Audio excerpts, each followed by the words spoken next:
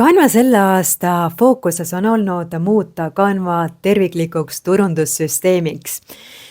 Esimene suur uuendus on see, et sa saad nüüd töölaual ühte faili kokku koondada eri mõõdus ja formaadis kujundusi.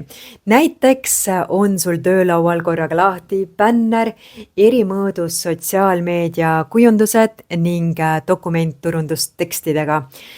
Teine uuendus on Canva formaatide hulgas, juurde on tulnud Canva Sheets ja meilikampaaniate kujundamine ning fototöötlusfunktsioon, millele pääsed ligi avalehelt.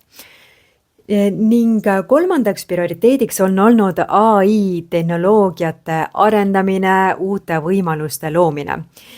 Ettevõtjate jaoks muutus ka see, et kadus ära Teams pakett, mis keskendus tiimifunktsioonidele ja asemele tuli äripakett, mis keskendub rohkem ettevõtlusfunktsioonide arendamisele. Näiteks saad siduda metareklaamid Canvaga ning Canva AI-ga. Et optimiseerida reklaamide loomist